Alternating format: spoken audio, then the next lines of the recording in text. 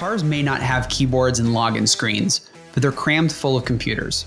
These computers are responsible for an increasing number of critical functions in the car. There are even autonomous vehicles that require no human supervision. Because cars now run complicated software and contain many digital interfaces, automotive cybersecurity has become an increasingly important topic. In this show, special guests Robert Leale and Matt Rogers discuss just how embedded digital components are into modern cars, what cybersecurity threats exist, and why it's important for researchers to continue hacking cars. Robert Leale is an automotive cybersecurity expert with over 10 years of automotive cybersecurity experience. Robert has taught automotive hacking hands-on course for the past 6 years at Black Hat, the world's largest cybersecurity conference. Robert also co-founded the Car Hacking Village in 2015, which runs at DEF CON, CypherCon, ThoughtCon, Hack in the Box, Hardware.io, GurCon, and other prestigious hacking conferences throughout the world. Robert is president of CAN Bus Hack at canbushack.com, where he and his team work to document vehicle communications. Robert has been involved in numerous vehicle electronics red teams for vehicle OEMs and Tier 1s. Matt Rogers is a security researcher and a PhD student at the University of Oxford, working on the cybersecurity of fleet assets. Matt, Robert, welcome to the show. How's it going? Thanks for having us. Great. So I thought I would start with a question that helps set the table around cybersecurity a bit. And in cybersecurity, we always talk about these threat models. So maybe we can start, Matt, with what is a threat model? Yeah, so a threat model is really what you are concerned about in terms of who is going to attack you. So when you're trying to consider what you need to be secure from, you have to consider what kind of actor and what resources they might have where they'd actually come after you. So some examples would be, a physical threat model. Maybe you're worried about somebody coming in, getting past your physical security, plugging something into your car. Maybe you're worried about some sort of remote attack vector where they're like sending some signals and hacking your car from a distance, or any number of other things. But it's really just how they get there and sort of how you build your security so you know what you actually care about defending. Yeah, Robert, you've participated in a dizzying number of red teams for automotive. What are some of the common threat models for automotive assets? Well, I think the most common is they're adding a lot of telemetry or cellular interfaces into vehicles. And so that seems to be the most insecure conceptually application or hardware inside of the vehicle. So they're trying their best to make sure that it's as secure as possible and that the systems aren't, easily susceptible to hackers attacking from really anywhere on the internet. So that's probably their number one. Yeah, because the reach, I guess, is so devastating if you're able to hit an entire fleet or an entire model year of cars based on internet access. So I guess, why don't people think about physical access as well? Like someone who has privileged access, like a maintainer of a car or somebody who's walking around in a parking lot. Or do you also think about those things? Oh, you absolutely think about them. It's something that's been going on for a long time, right?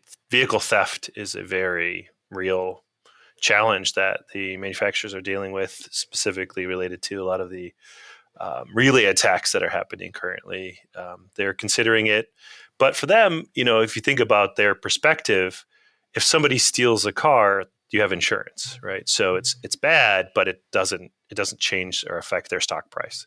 But if you attack all of their vehicles, then they probably have some answering to do to their executives.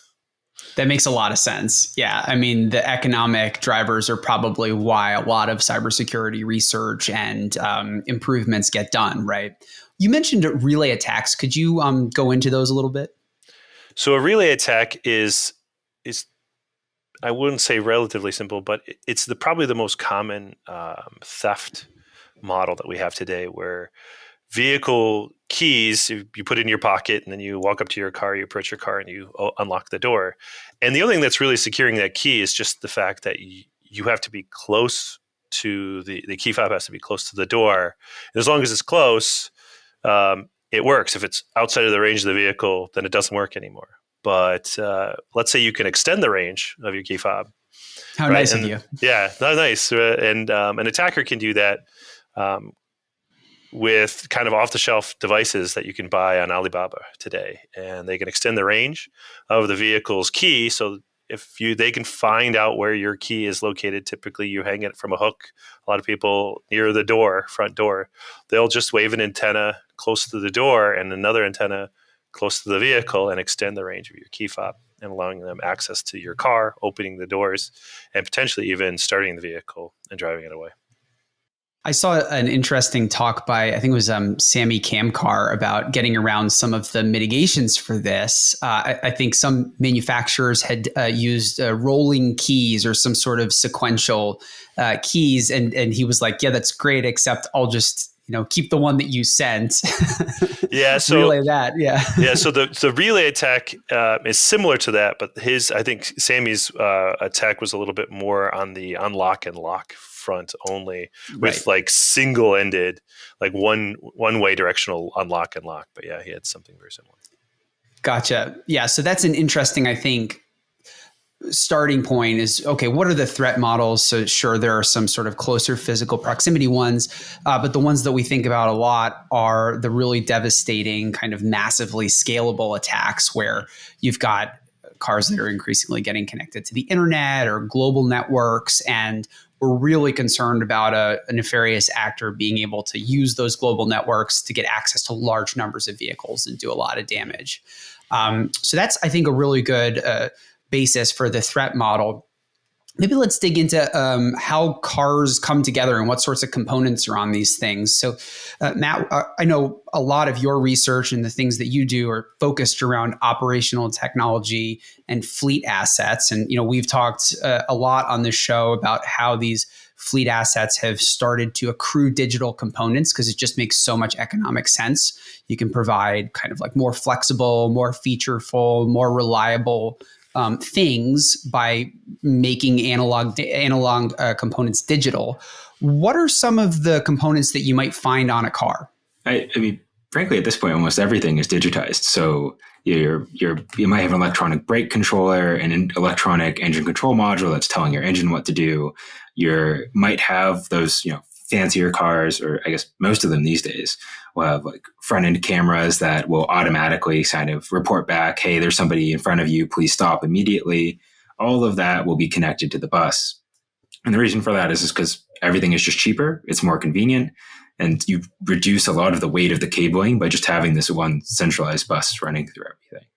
So it just makes too much sense economically to do anything else. And Robert, I mean, you've literally been under the hood of many, many, many, many cars and have had the opportunity of decomposing these systems to see what how they're architected and how they come together. Can you give us a sense of what are some of the common ways that these digital components work together to make the car operate?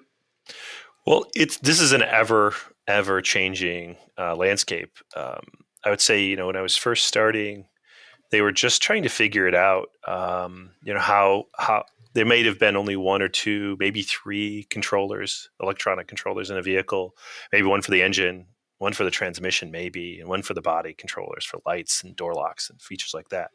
And then they started expanding because they started adding radios, had to be connected to the vehicle network so that they could see the information from the network to see what the speed of the vehicle was, so they can increase and decrease the volume. So they started adding features. Customers started demanding more features.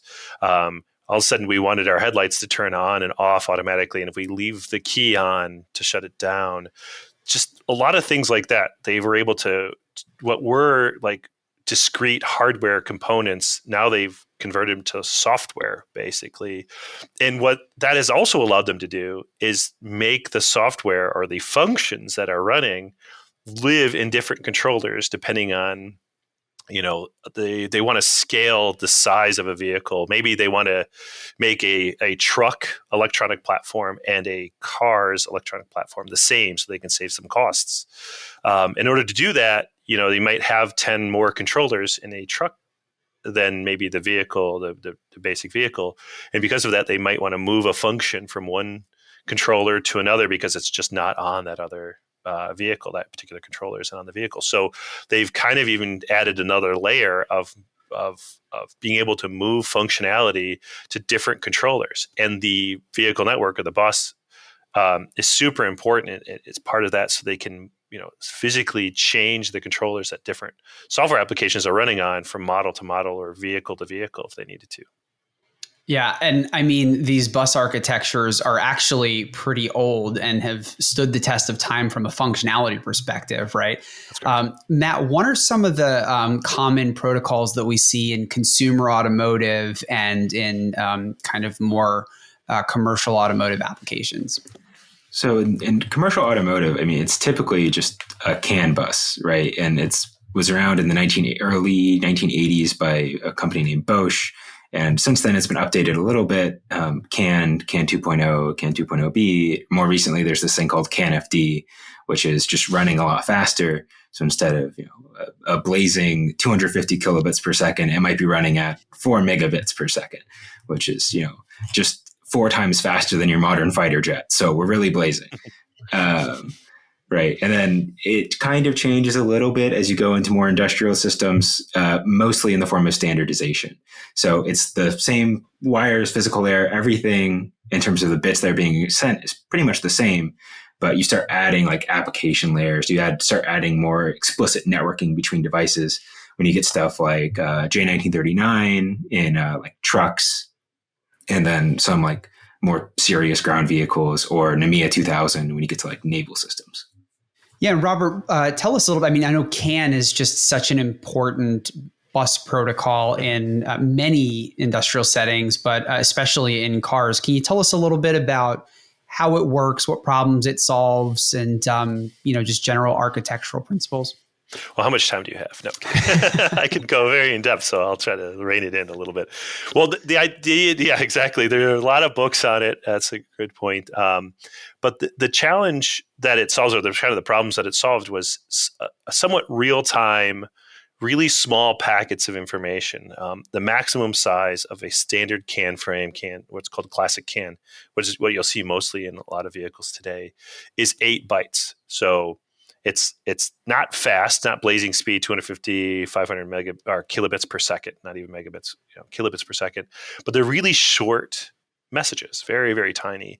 And the idea is if you need to communicate what the state of a door switch is, you just need a single bit to describe that. Or if you need to describe like the ambient air temperature, maybe you only need 8 bits, and you can do that once a second. It's not going to take up a lot of bandwidth.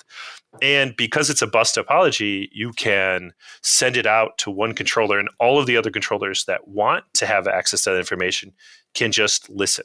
And then you don't, the transmitter of the frame doesn't really need to know if anybody's listening to that particular information. It just needs to know that it has to send it, and then other controllers can be added or removed without having to reconfigure the network at all. So it makes for a really robust and easy to add and remove components kind of style network. Whereas you compare and contrast that to maybe an Ethernet network.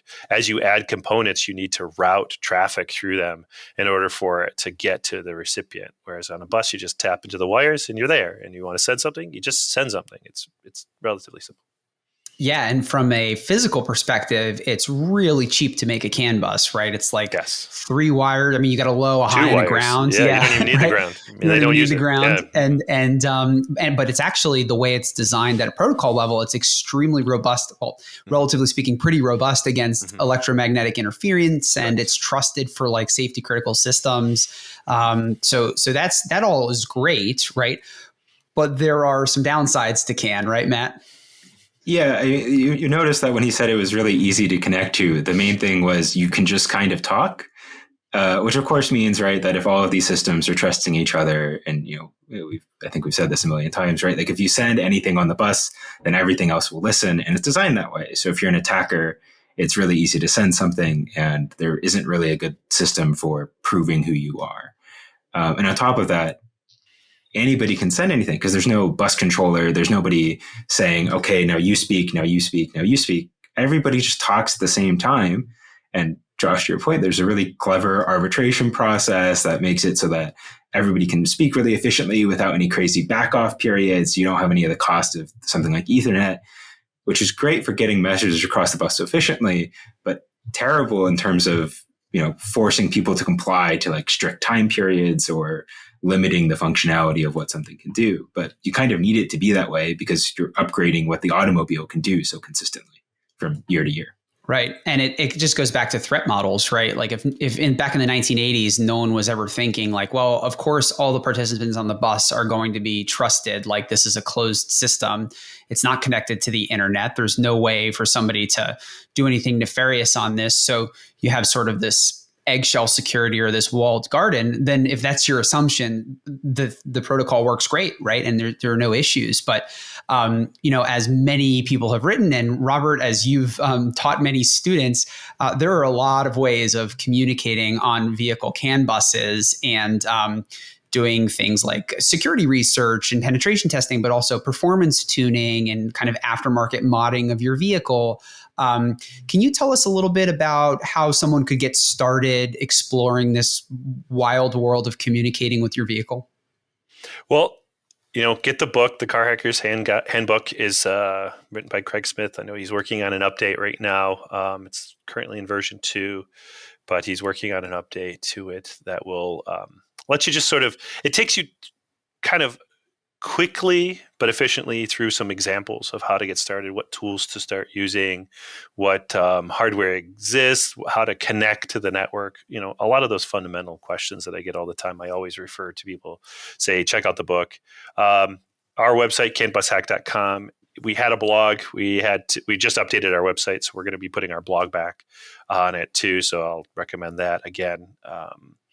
So, a lot of the fundamental questions, a little bit more in depth than maybe the book is, sort of like unique functions. A lot of CAN bus networks have something called power management that's built into it. And it's another really important part of working with CAN bus, especially if you're working with a controller. Maybe you're not working with a whole vehicle, but maybe with a controller on a desk itself. So you just have a benchtop controller that you want to plug into, maybe something off of eBay you just want to plug in. One of the big challenges that we see, and we have a lot of people call us about, is like, hey, how do you keep this thing awake all the time? And, it doesn't have the rest of the vehicle. So normally the vehicle network actually makes the device stay awake. And at some point, so there's a lot of like network management things that help keep the device awake. Awesome. And what are some kind of interesting projects that people could do on a vehicle? If of course, this is your own vehicle that you have permission to be doing these sorts of things on. But what are some projects that are fun and interesting that you could do on a Honda Civic? It's funny you mentioned Honda Civic. It was actually the first vehicle that I started, hacking. It's a really it doesn't really matter what the vehicle is. What I like to do is just take something fun, right? Take a fun application. Maybe you want to read some parameter that you don't normally get displayed on the vehicle, and you want to just show it on your laptop or your screen. Or maybe you want to tie two functions together that aren't normally tied together. Maybe when you hit the brake, the horn honks or something silly like that. I don't know. You can do that. But the challenge here is you have to figure out, when you connect to a vehicle network, unfortunately, there isn't a very good playbook or rule book that says, here's what this data means. And because of that, that's actually one of our big challenges. And what CAN bus hack does is it helps demystify a lot of that data. So it's the reverse engineering problem. So connecting to the vehicle, and listen, you want to figure out what the brake message is, hit the brake. Hit it a lot of times. And then eventually you'll find the parameter that's changing inside of the data stream that's changing every time you hit the brake. And then you just document it, right? Every time this bit goes high, turns to a 1, the brake is being pressed. And then you got to find controls. Hit the horn or hit the unlock button on your key fob or something like that. And just do something really kind of benign and silly, but that's a lot of fun, to show your friends. It's like this: when you hit the brake, the horn's not supposed to honk. Or when you lock the doors, the horn's not supposed to, honk. Or somebody said something silly like that. Just get people real interested. I also like to turn the headlights on and off. It's a really simple one, that people can have fun with, just turning the headlight state. So you start tying different functions together. It can get you real interested real quick. And then it just snowballs from there. And Matt, you've spent a lot of time reverse engineering all kinds of protocols, including CAN and some other ones that are on aircraft and industrial assets and things. What are some of the techniques? So Robert went through a really good explanation of, I think, how you do the equivalent of like dynamic analysis on these systems, where you're manipulating the environment and hitting controls and observing what the wire protocols look like. Are there other ways of augmenting that analysis to try to get a protocol reverse engineered?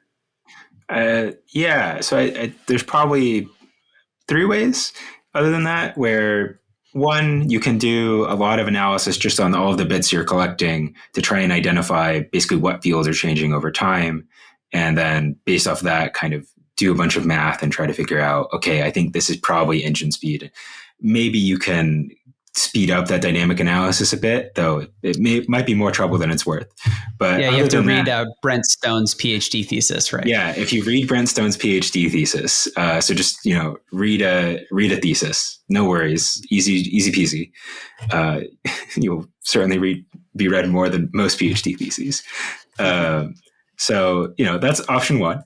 Option two is you can do a bunch of static analysis. So should you be so lucky, or should you be some unfortunate soul, you can decide to start doing a bunch of static reverse engineering of the firmware that exists in these computers, and then trying to figure out what messages they're sending based off of a bunch of analysis of the firmware, which, if you're just a hobbyist and just trying to turn your headlights on, might be a bit overkill, unless you're a reverse engineering guru, just because static analysis is by definition incredibly time consuming.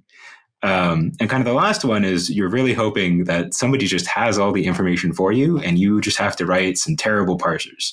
So if you're an industrial vehicle, a lot of trucks do it. If you're running like a diesel engine, there's probably J1939 as a protocol option, which means that there's a ton of resources online to tell you what messages already do, and they're standardized across vehicles.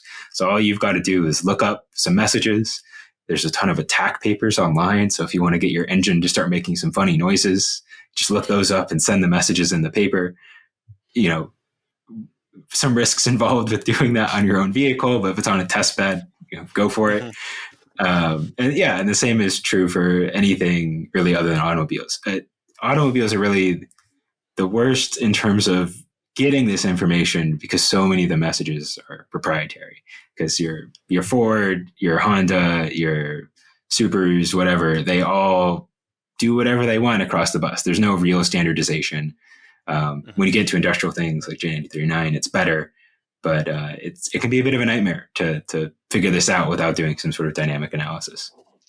Yeah, Robert, I mean, you've worked a lot with OEMs. Yep. Why does this dichotomy exist? Why are OEM, like consumer automobiles, proprietary with their protocols, where a lot of industrial settings have standardized around J1939? Well, I mean, that's a really complicated and multi-layered question. So one of the big challenges is they like to consider this as proprietary for a couple of reasons. One, if their competitors do get a hold of it, it's much easier for them to validate different functions that they might be doing and see how their vehicle is acting. Like they can. This is actually how I got into this whole field. Was a lot of the OEMs will do something called competitive analysis, where they acquire a competitive vehicle, install a bunch of systems, measurement equipment, and test it and drive it around and see. And there's a benchmarking, actually, application that they use for benchmarking individual vehicles. They'll drive these vehicles around, benchmark it, and then they'll drive their vehicle around and benchmark it. And then they'll see how they compare to what is potentially considered, at least by the people who are buying it, the best vehicle in any particular segment. And with access to the CAN network parameters, it's much easier for them to do that. And that's really how I got started with reverse engineering. And this was in 2005.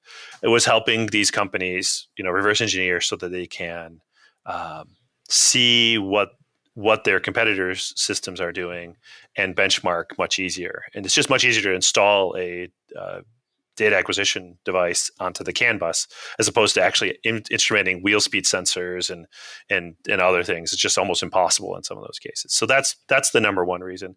Number two is they just don't have their stuff together. You know what I mean? They really don't. I mean, I've talked to OEMs and they're internally, and they have a real big challenge just distributing this data internally, right? Updates and you have a lot of, the best way to describe it is a lot of chefs changing the soup, the temperatures and the different ingredients in the soup all the time.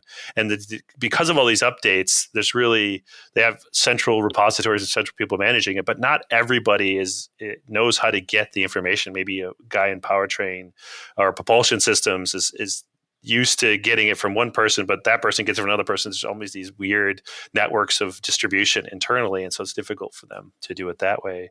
And third is they don't really have any motivating factors, right? That with the commercial vehicles, there's a huge motivating factor that they standardize it, because one person might order an Allison transmission, the next person wants a ZF transmission. So because these are swapping engines and transmissions and other components, they need to have some sort of standard way for these devices to communicate. It's highly inefficient as well. I mean, J1939 is the most, sorry if you're on the steering committee, it's the most garbage protocol for CAN bus that exists.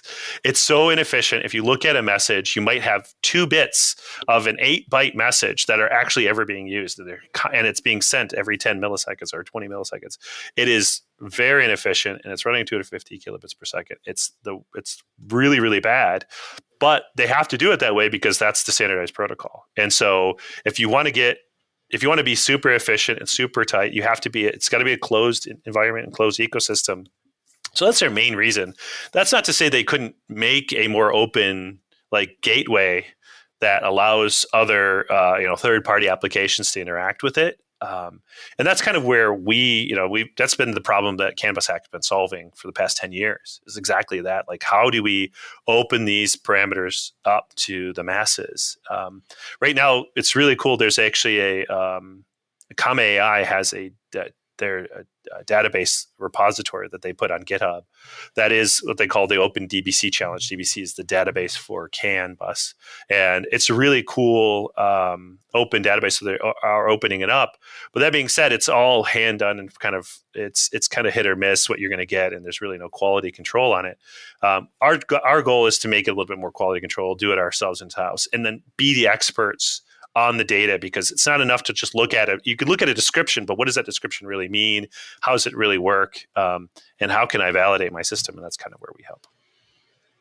Right. Yeah. I mean, CAN is obviously a really important nervous system on a car, but it's not the only topology on there, right? I mean, you've got other systems that communicate on other communications networks, like your infotainment or your OnStar system. Yep. Can you tell me a little bit about some of the other systems that you've seen on recent vehicles that are starting to come up? Well, I mean, Ethernet is happening on cars. The last 2 vehicles that I've owned had what's a flavor of Ethernet called Automotive Ethernet. It's Automotive Ethernet has different speeds, 100 megabits to start. It's kind of the base. It's a 2-wire twisted pair, just like CAN bus, but it's not a bus. It's point to point. There's a 1000 base T1 as well. That's also exists. It's the gigabit Ethernet standard that is also coming out and is out now in some vehicles. So we have Ethernet and for fast, high-speed data, but there's also low-speed data. Like CAN bus is slow. It's very slow, but not as slow as LIN bus, which is the slowest of all of them. And it's a 1-wire protocol that lets for up to essentially 19 kilobits per second. But if you need to turn a fan on, you don't need speed, right? If you need to press a button, you don't need speed. So there's a lot of applications that just need really low cost interfaces instead of just switch inputs. So they want to keep like that. So you have LIN bus, CAN bus, another protocol called A2P, which is an audio video protocol for just really audio mostly. It's like transferring audio data between controllers and things like that. So there's a lot of different applications. There's FlexRay, which is a big one that's happening in some vehicles as well. So you just got a ton of different applications and tons of different networks. But CAN bus, I would say, as far as the data and interacting, it's probably the 95% of almost everything that you really would want to get, except for maybe video and audio kind of data, that high bandwidth traffic. Yeah, and I mean, I would imagine a lot of the ubiquity of CAN is, number one, just inertia, like industrial inertia. But also, I mean, the controllers at the electronics level for CAN are so cheap and dead simple, and they don't require barely any processing power on like the microcontroller that you might attach to them. Whereas, Ethernet, relatively speaking, is a bit more heavyweight, yes, right? Although now, like, all of these integrated circuits are costing pennies. So given that the economic, if you can get them, and who knows what's going to happen with the Suez Canal blocked for an indefinite period of time.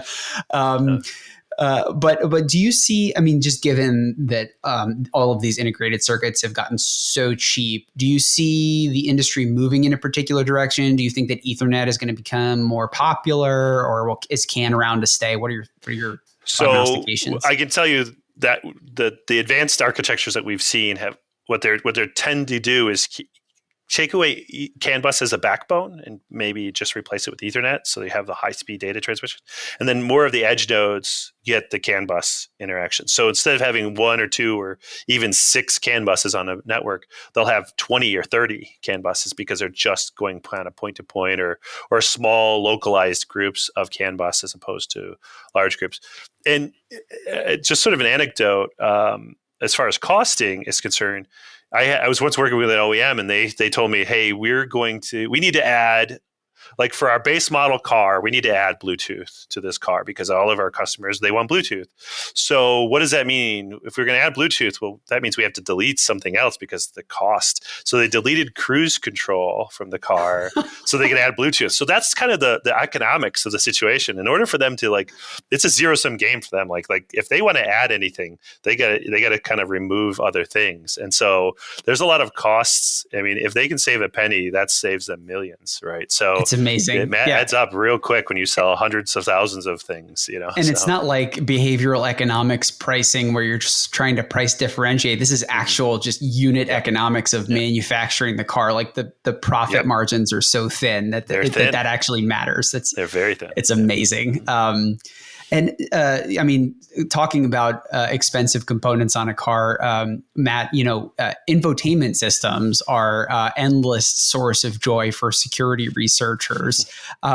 What are some of the interesting things that you can do with infotainment systems? The main thing on them is usually that there's some sort of cellular or internet connection, and so it takes your threat model back to that internet, anybody on the internet or somebody close by who can attach the connection. And it really just makes it so that somebody can pivot through it. I mean, the classic Black Hat is like the Charlie Miller Black Hat talk from like 2015, 2016, I think. 2015. Who, basically got on through the OnStar system and was able to pivot through the infotainment system to then trigger the brakes, or I think it was like turn the steering wheel suddenly. And they ended up in a ditch in the middle of Mississippi and had to get towed out and kindly refused to explain to their savior how they ended up in that ditch, which was they hacked themselves and turned their own wheel so fast that they ended up in it. But did he void the warranty is the real question. I don't think they asked. I'm sure if any Jeep mechanics might be looking at them a little funny if they come in, but it just opens up a whole nother attack vector for the system. So, you give and you take. Of course, like things like Bluetooth, like Robert said, are sort of theoretically more vulnerable. But I think often with Bluetooth, you end up with less of a hacking concern in the immediate, but more of like a privacy concern, particularly with things like rental cars. The main example is always, everybody connected via Bluetooth. That stuff never gets deleted. And so anybody who's connected via Bluetooth to the car before, that stuff is basically saved until somebody clears it, and nobody clears it. And so you can get a bunch of information about people whenever they connect to their vehicles. So, I mean, one of the common cybersecurity threat actor tactics is pivoting, right? And so one of the common threat models is you think about an attack surface for initial access that might be something like an infotainment system. You get in through the internet, or there's some sort of wireless protocols that car manufacturers start integrating onto their systems, and you figure out a vulnerability there, and that you would maybe want to pivot onto the CAN bus. So you've got this idea that you can remotely access the really important central nervous systems on a vehicle, right? You can imagine how that could go poorly. and I think, the Charlie Miller hack is perhaps a slightly irresponsible testament to how badly that can go.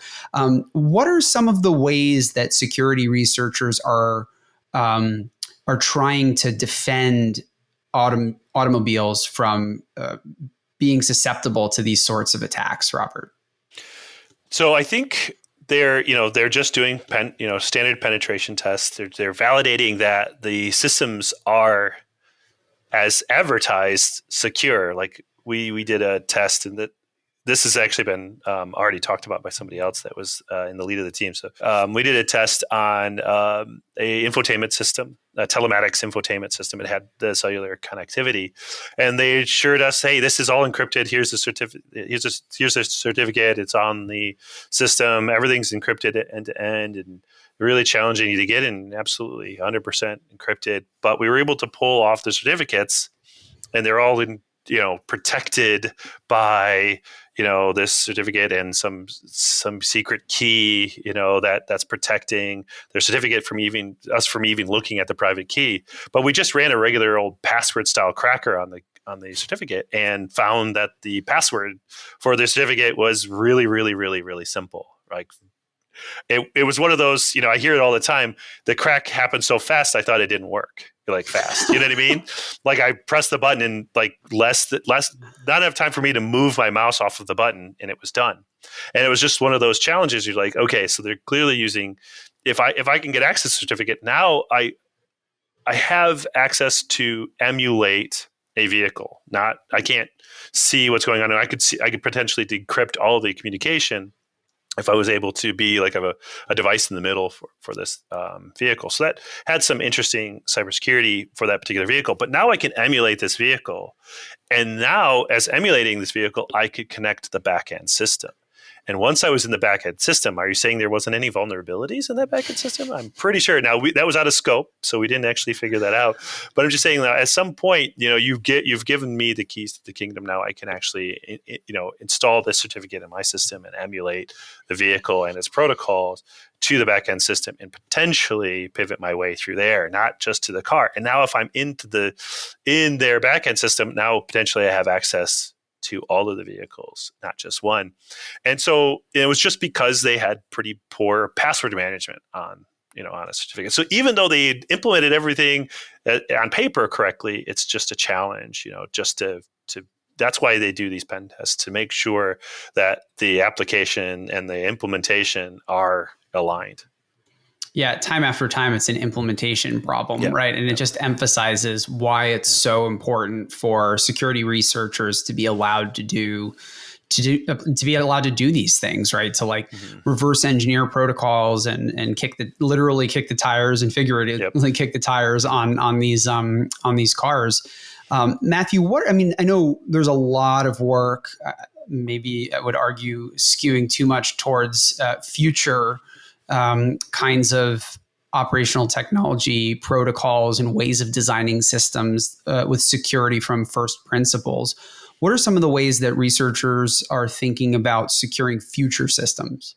So most of them kind of say, hey, what if we didn't use CAN 2.0, which is interesting. But a lot of it kind of comes down to this idea that every packet across a CAN bus is unauthenticated. So let's just add a bunch of cryptography to the bus, and there we go. If you have a key exchange mechanism between all of these computers, then an attacker would have to come in and basically figure out some way to communicate.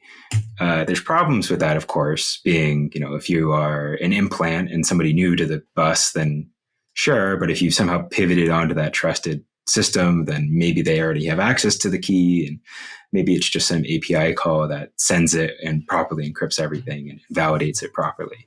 So that's one way. And sort of the other way is either they design a new protocol entirely, or a lot of people still stick to this, security in layers kind of concept and just, okay, well, let's monitor all of the traffic on the bus. They're fairly regular systems.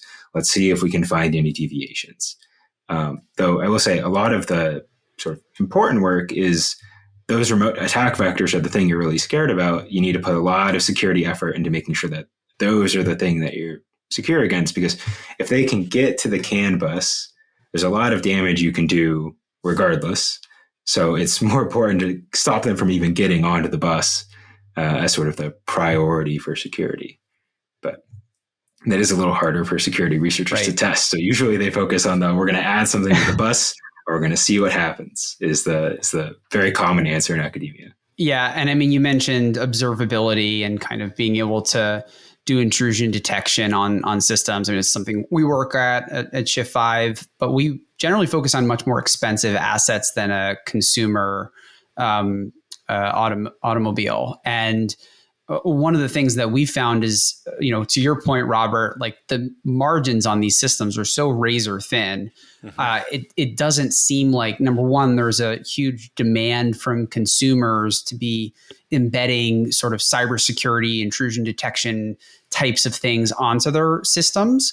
And then number two, it doesn't seem like there's really any room from an economics perspective for manufacturers to be including any sort of intrusion detection systems. Do you think that we're just stuck forever not having the equivalent of endpoint security on these systems? I don't. I just think we'll have to delete Bluetooth, just delete it, problem solved. No. Yeah.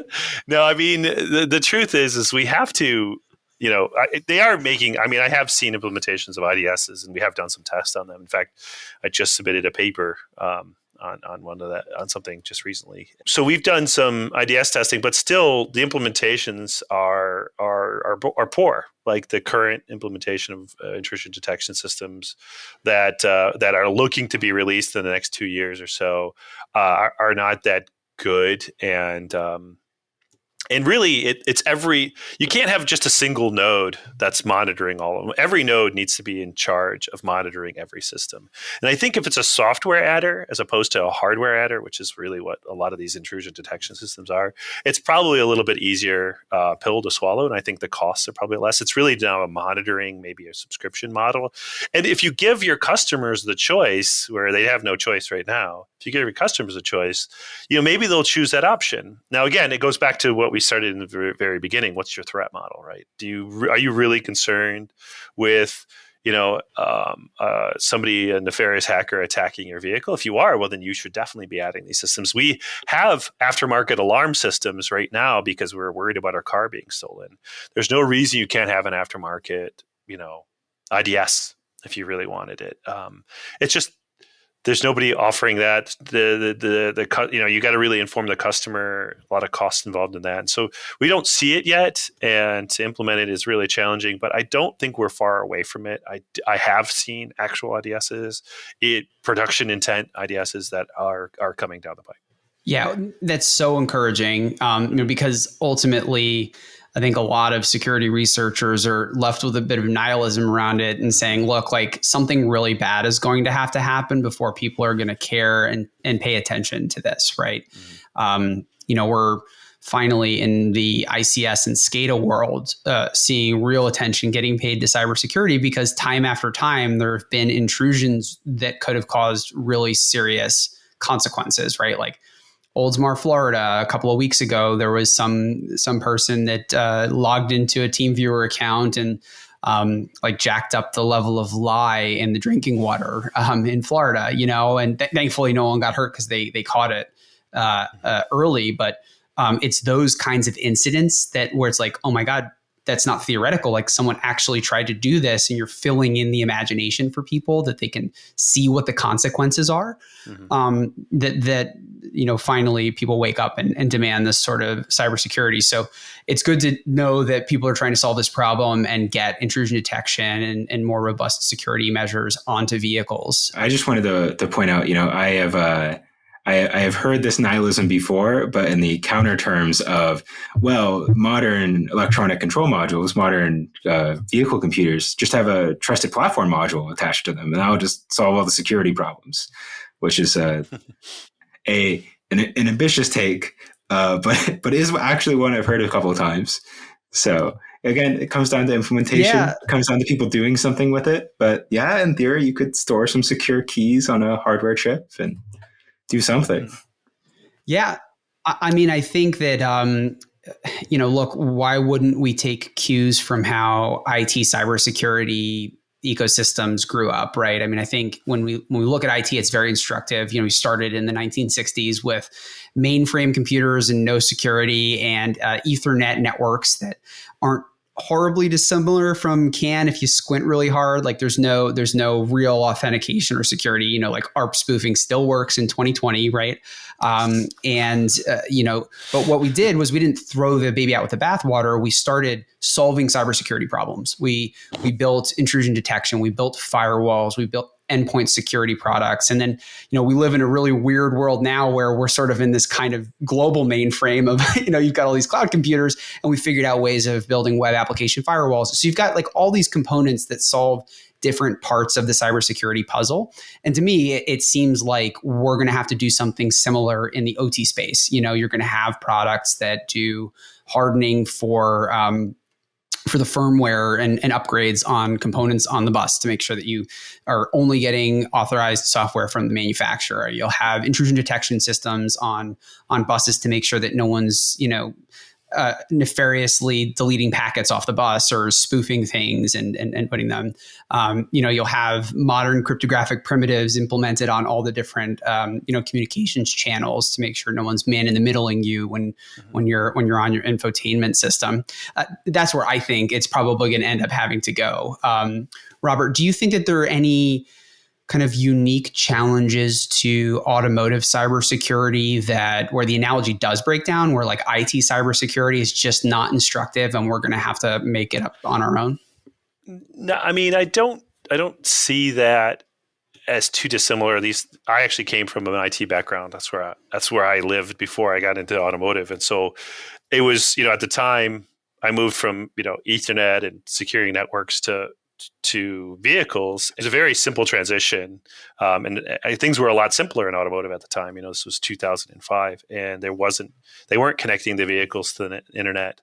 But as soon as they started doing that, they started to realize, hey, this is a potential challenge. So we start to not just IDSs that we added, but we had the concept of firewalls. Well, they're adding these things they call secure gateways now. So they're actually segmenting off the telemetry or telematics devices and putting them on their own network, a dirty side of the network, and they're putting a gateway that should help protect the other components, filtering some of the data, just like a modern firewall might do.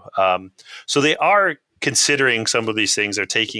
They're maybe changing the terminology to fit more of the automotive space. But for the most part, it's the same concept. You have data that could potentially be malicious. Let's filter it. Let's make sure it's safe before we put it and send it to this other device here. If it is, cool. And they're using modern cryptography and certificates like TLS style encryption, or at least initial authentication to open up the ports, if you will, to allow traffic to flow correctly. So that's a good. The problem is, again, implementation. It's always implementation. And so one of the challenges is they are putting this network on the same network that the OBD2 connector is on, and the OBD2 connector is there to do like reflashes and for other things. And so if you can emulate an authentic OBD2 device, then you can still get through the system. And that's actually not that challenging to do. And so there are some implementation challenges that they're still working on. And to the point where we don't have to protect the car from attackers today, but we have to protect them from the attackers in the future. And that's really the future adversary is the thing that we can't really determine what they're going to do, what tools are going to be cheap enough for them to use in the future, what tools are even going to exist. So defense in depth is a real real big thing, and we really need to be scalable. Over-the-air updates is a really big part of the security model that they're moving forward. So if we do have a problem, or we did use the bad password on a certificate, how can we update it after the fact? There really wasn't a very good solution until recently on a lot of manufacturers. So that's something that we're working towards. Yeah, it's really encouraging to hear like there's so much progress. And I think things like the car hacking village are hugely important for not only like raising awareness around the fact that cars are computers, and that they're a lot of fun to study the cybersecurity properties of them and get into this field. Robert, obviously you've played a seminal role in car hacking village and things like it. Can you tell us a little bit about car hacking village? How did you get it started, and how has it evolved over the past couple of years? Yeah, so fortuitously, the car hacking village started in 2015, which is the same year that Charlie and Chris released their infamous Jeep hack. So like that was our first year. We tried to do it the year before. They just didn't have any room, and DEF CON didn't have any room in the space that they had. So they just didn't have room for a bunch of cars. Like, we needed about 10,000 square feet, but we only got like 3. And so they just didn't have a lot of room. So we were like, okay, we're moving to a new place. Let's set you up there. So we started at Bally's that year. And I started, the idea was simple. I'd been working car hacking for a long time. I really like DEF CON. I love the villages at DEF CON, so why not combine them? It just seemed like a pretty obvious thing. So I just needed help. So being in this space and in that particular business, I just called up all of the people that I knew that were car hackers at the time or were interested in cybersecurity, which were very few. There wasn't a lot. It was still kind of in its infancy, the whole concept. And this is 2015, only 6 years now ago. So, I thought, hey, this is a good idea. Let's marry these two things together. Little did I know I'd never get to see another DEF CON again, because now you're doing the village. You can't go visit DEF CON anymore, but that's too bad. So yeah, we started up, the car hacking village at the time. The car hackers handbook was just coming out. So I talked to, Craig Smith. I said, hey, you want to help me with this? And I talked to one of our sponsors, Kirsten.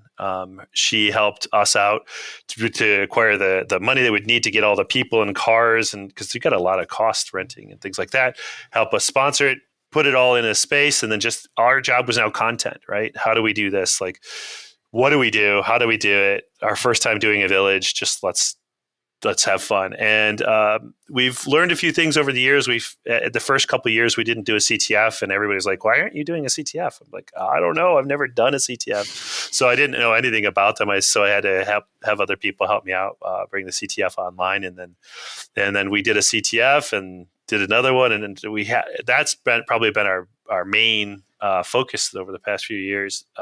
Is just, gamifying the hacking itself, and adding the content, and all the content sort of ties in with the CTF as well, and just having fun with it. Yeah, it's awesome. Well, it's a lot of fun. How do people get involved with the car hacking village once we're, I guess we can do it virtually now, but once we're sort of all back in person when the world comes back together? Well, this year we actually are going to be in person. I know it sounds crazy to do that, but we're going to. We don't know where DEF CON's going to go. In fact, we have a meeting this weekend to actually discuss it with DEF CON and all the groups. All the other villages are going to discuss it. But we've already made a stance in that we're going to do a small outdoor event. I know in the middle of August in Vegas. We'll use portable air conditioners, outdoor event in Vegas this year. So we will be in person. Vaccinated people only. I'll be one of them. But we'll try to put our foot back in the pool a little bit and see how it works out.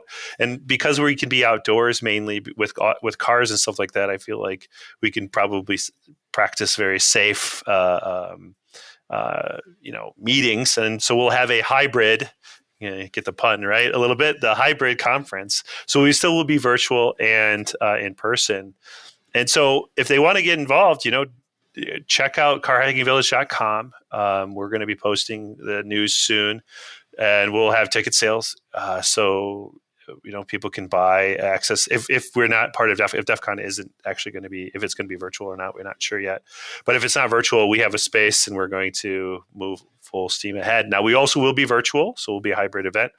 And what we did last year was actually, it was pretty fun. We invented a whole new platform and built a new platform up from scratch to essentially allow people to access devices that we put, like you could SSH into this device that's plugged into a CAN bus on a live vehicle and put a bunch of cameras on it and streamed that and just gave people some tasks and targets and all the resources that they would hopefully need in order to hack a vehicle. And so you'll still be able to do it no matter where you are in the world. It was really actually quite fun because we had people from all over the world joining us to do the Car Hacking Village. So.